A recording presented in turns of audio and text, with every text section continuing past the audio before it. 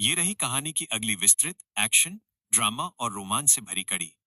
इसमें पुरानी दोस्ती, रोहित का नया एंग्री फनी अवतार, मच्छी बाजार की भयंकर लड़ाई और टीम वर्क को बहुत बारीकी से दिखाया गया है। भाग 278, पुरानी दोस्ती और डांस का तड़का, the unexpected dancers. RR school of music में जो ड्रमर और मीरा वायलिनिस्ट पसीने में तरबतर होकर प्रैक्टिस कर रहे थे। तभी स्टूडियो का मुख्य दरवाजा खुला और 30 लोगों का एक ग्रुप अंदर आया। इनमें ज्यादातर लड़कियां थीं जो बहुत ही स्टाइलिश और फिट लग रही थीं। जो ने ड्रम बजाना रोका। अरे, तुम लोग यहाँ? ग्रुप की लीडर नताशा आगे आई। उसने जो और मीरा को गले लगाया। हमें पता चला तुम लोग मुंबई के सबसे बड़े कॉन्सर्ट में परफॉर्म करने वाले हो। हमने सोचा, पुरानी दोस्ती का वास्ता, हमें भी शामिल कर लो। जो ने सिर खुजाया। पर नताशा, हमारा बैंड सेट हो चुका है। नताशा ने मीरा का हाथ पकड़ा। देखो मीरा, तुम लोग संगीत दे रहे हो, वो रूह के लिए है। लेकिन स्टेडियम में 50,000 लोग आएंगे। उन्हें विजुअल्स विजुअल्स चाहिए। डांस के बिना तुम्हारा गाना फीका लगेगा। हम तुम्हारे पुराने ग्रुप के लोग हैं। हम तुम्हारी बीट समझते हैं। जो और मीरा एक दूसरे को देखने लगे। बात तो सही है, लेकिन फैसला हमारा नहीं है। तभी गैलरी से राघव की आवाज आई। फैसला लेने के लिए मैं हूं। राघव सीढ़ियों से नीचे उतरा। उसकी चाल में एक अलग ही रुतबा था। इतने सारे लोग? गाना रिलीज होने से पहले ही फैन क्लब बन गया क्या? नताशा ने हिम्मत करके कहा, सर, हम इनके पुराने साथी हैं। हमने सालों तक साथ में स्ट्रगल किया है। हम बैकग्राउंड डांसर्स हैं। हम इस स्टेज पर जान डाल देंगे। बस हमें एक मौका दीजिए। राघव ने उनकी आंखों में वो भूख देखी जो कामयाबी के लिए जरूरी होती है। उसे पता था कि इतना बड़ा स्टेज खाली खाली नहीं लग सकता। ठीक है, राघव ने कहा, लेकिन हमारे पास सिर्फ 3 दिन है। कोरियोग्राफी, सिंक सिंक, कॉस्ट्यूम, क्या तुम लोग 72 घंटे में तैयार हो पाओगे? नताशा मुस्कुराई। सर, हम अलग अलग जगहों से नहीं आए हैं। हम 5 साल से साथ नाच रहे हैं। बस गाना बजाइए, हमारे पैर खुद चलेंगे। राघव ने अपनी जेब से गड्डियां निकाली। मंजूर है। राघव ने टेबल पर नोटों के बंडल रखे। ये रहे 30 लाख रुपए। हर एक को 1 लाख एडवांस। मुझे सिर्फ डांस नहीं चाहिए, मुझे स्टेज पर आग चाहिए। डांसर्स की आंखें चमक उठी। उन्होंने एक सुर में कहा, तारांकन, थैंक यू सर, हम स्टेज हिला देंगे।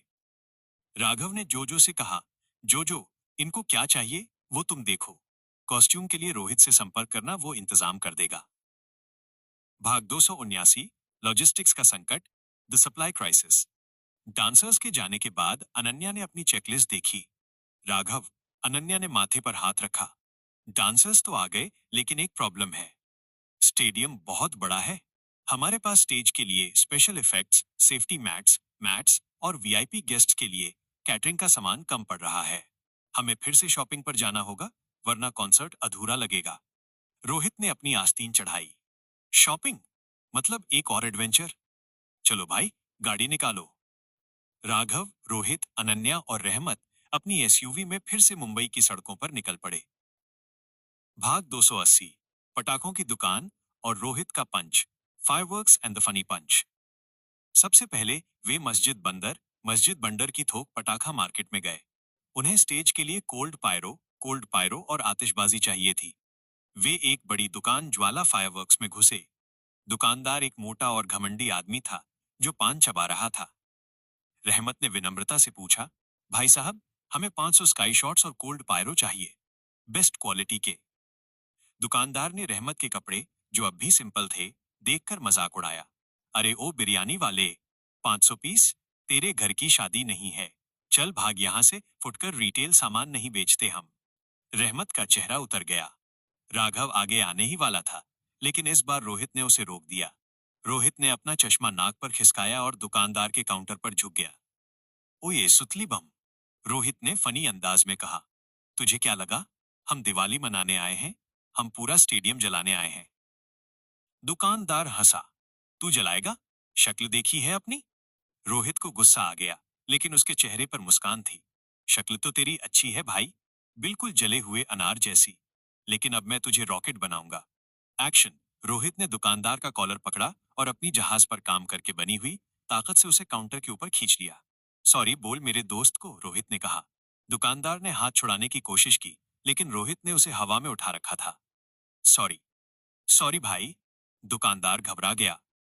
रोहित ने उसे छोड़ा। गुड। अब सारा सामान ट्रक में लोड करवा और डिस्काउंट देना मत भूलना, वरना अगली बार मैं तुझे ही माचिस लगा दूंगा। राघव पीछे खड़ा मुस्कुरा रहा था। रोहित अब सिर्फ जोकर नहीं, हीरो भी था। भाग 281। विनम्र बूढ़ा और फिसलन का डर। दी हम्बल मैट सेलर। वहां से वे मैट मार्केट, मत मार्केट गए। स्टेज पर डांसर्स के फिसलने का डर था, इसलिए उन्हें एंटी स्किड रबर मैट्स चाहिए थे। वे एक छोटी सी दुकान में गए जहां एक 70 साल के बुजुर्ग बैठे थे। आइए बच्चों, बैठिए। बुजुर्ग ने उन्हें पानी पिलाया। क्या चाहिए? राघव ने समझाया कि उन्हें डांसर्स की सुरक्षा के लिए अच्छी ग्रिप वाले मैट चाहिए। बुजुर्ग ने बहुत ध्यान से उनकी बात सुनी। बेटा, अगर बच्चे नाचेंगे तो पसीना गिरेगा। साधारण रबर काम नहीं करेगा। मैं तुम्हें वल्कनाइज्ड रबर दूंगा। इस पर कोई नहीं फिसलेगा। उन्होंने बहुत ही वाजिब दाम लगाया। राघव ने कहा, बाबा, आप तो बहुत कम पैसे ले रहे हैं। बुजुर्ग ने मुस्कुराकर कहा, बेटा, कला की रक्षा करना भी धर्म है। अगर कोई कलाकार स्टेज पर गिर जाए तो दर्द मुझे होगा। राघव ने उनके पैर छुए और बिना मोलभाव किए पूरा पेमेंट किया। हर दुकानदार बुरा नहीं होता। भाग 282। रहमत का सीक्रेट नेटवर्क, शेफ्स नेटवर्क। अब बारी थी कैटरिंग खाने की। राघव ने पूछा, रहमत, 500 वीआईपी मेहमानों का खाना कौन बनाएगा? हम होटल से ऑर्डर करें? रहमत हंसा। होटल का खाना बेजान होता है भाई। मेरे पास एक आइडिया है। रहमत ने बताया, जब मैं दिल्ली में पुलिस से छिप रहा था तो मैंने वहां के बेस्ट शेफ्स के साथ काम सीखा था। वो मेरे गहरे दोस्त हैं। अगर मैं एक कॉल करूं तो वो अपनी पूरी टीम लेकर मुंबई आ जाएंगे। तो बुला लो, अनन्या ने कहा। लेकिन कच्चा सामान, रॉ मटेरियल हमें ही देना होगा। भाग 283। मच्छी बाजार का महायुद्ध, द फिश मार्केट ब्रॉल। वे मुंबई के ससून डॉक्स पहुंचे। मछली का सबसे बड़ा बाजार। यहाँ की जमीन कीचड़ और पानी से भरी थी और बहुत भीड़ थी। रहमत अच्छी क्वालिटी की सुरमई और प्रॉन्स, झींगा चुन रहा था। तभी वहां का स्थानीय गुंडा काल्या अपने 10 साथियों के साथ आ गया। काल्या मछुआरों से हफ्ता वसूली करता था। काल्या ने रहमत के हाथ से मछली छीनी। ये माल मेरा है, यहां से कुछ नहीं जाएगा। रहमत ने कहा, भाई, हमने पैसे दिए हैं। काल्या ने रहमत को धक्का दिया। रहमत कीचड़ में गिर गया। इस बार राघव का सब्र टूट गया। तुम लोग मानते नहीं हो ना? राघव ने अपनी शर्ट की आस्तीन ऊपर की। भयंकर लड़ाई, फाइट सीन। एक, काल्या ने एक हुक से राघव पर हमला किया। राघव ने साइड होकर हुक को एक लकड़ी के बक्से में फंसा दिया और काल्या के पेट में घुटना मारा। दो, दो गुंडे चाकू लेकर दौड़े। राघव ने एक बर्फ की सिल्ली आइस ब्लॉक उठाई और उसे एक गुंडे के सिर पर दे मारा। धड़ाम। तीन, रोहित ने भी एक मरी हुई बड़ी मछली ट्यूना उठाई और उसे दूसरे गुंडे के मुंह पर मारा। थप। ले भाई, ओमेगा 3 खा। चार, अनन्या ने अपनी हील से एक गुंडे के पैर पर वार किया। राघव ने काल्या को उठाया और मछली के ढेर पर फेंक दिया। आज के बाद किसी ग्राहक को तंग किया, राघव ने कहा, तो तुझे जाल में बांधकर समंदर में फेंक दूंगा। मछुआरे खुश हो गए। उन्होंने राघव को मुफ्त में एक्स्ट्रा मछलियां दी। भाग 284। गेहूं और ईमानदारी, ग्रेन्स एंड ऑनेस्टी। खून खराबे के बाद वे शांत होने के लिए दाना बंडर गए अनाज मंडी। वहां उनकी मुलाकात एक बहुत ही शरीफ व्यापारी सेठ गिरधारी लाल से हुई। गिरधारी लाल ने न सिर्फ उन्हें बेस्ट क्वालिटी का बासमती चावल और गेहूं दिया, बल्कि ट्रक में लोड करवाने में भी मदद की। बेटा, तुम लोग अच्छे घर के लगते हो, पर मेहनत मजदूरों जैसी कर रहे हो, सेठ ने कहा। राघव ने मुस्कुराकर कहा, सपना हमारा है सेठ जी, तो पसीना भी हमारा ही बहेगा ना। भाग 285। थकान और तैयारी, एंड ऑफ द डे। रात के 10 बज गए थे। ट्रक भरकर सामान, पटाखे, मैट, राशन, मछली स्टेडियम पहुंच चुका था। वे चारों स्टेडियम के बीच में खड़े थे, खाली कुर्सियों को देख रहे थे।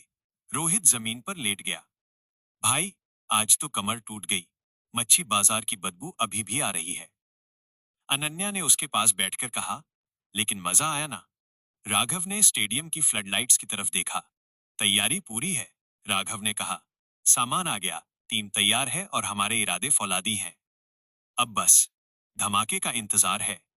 रहमत ने धीरे से गुनगुनाया, आगाज है ये कल का। कहानी का विश्लेषण। इस हिस्से में team work, comedy Rohit, action Raghav और इमोशन बुजुर्ग दुकानदार का बेहतरीन मिश्रण था। उन्होंने साबित